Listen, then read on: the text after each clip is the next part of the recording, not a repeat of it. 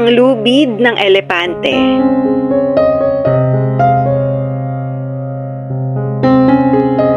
Habang naglalakad ang isang lalaki, ay umagaw sa kanyang atensyon ang isang malaking elepante na nakatali sa bakuran.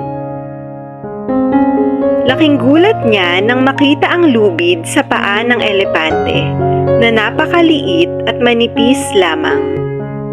Labis siyang nagtataka kung bakit ang higanteng nilalang na ito ay hawak lamang ng isang manipis na lubid na madaling maputol. Walang kadena, walang kulungan.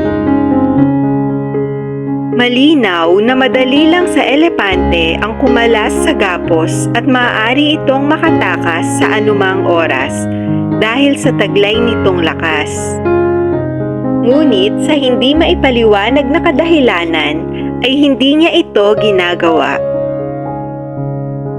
Ilang sandali pa ay napadaan ang tagapag-alaga at tagapagsanay ng mga elepante. At nagtataka niya itong tinanong, bakit po hindi sinusubukan ng elepante na makatakas? Samantalang madali lang naman po sa kanya na putulin ang manipis na lubid na nakatali sa kanyang paa. Sumagot ang tagapagsanay. Dahil noong bata pa lamang ang elepanteng iyan ay nilalagyan na namin siya ng kaparehong sukat ng lubid sa kanyang paa upang hindi ito makawala.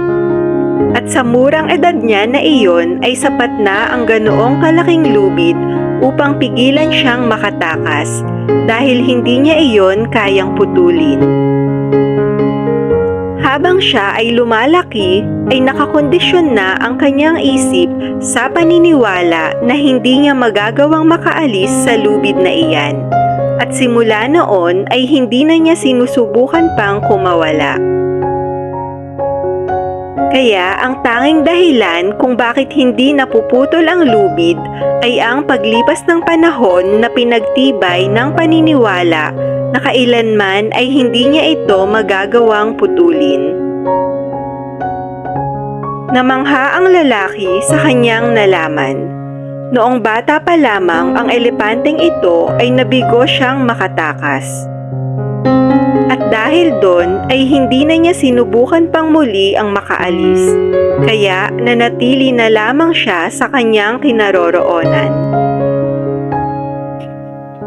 Tulad ng elepanteng ito, ang ilan sa atin ay dumaan sa buhay na nakatali sa isang paniniwala na hindi natin magagawa ang isang bagay dahil lamang sa minsay na bigo tayo dito.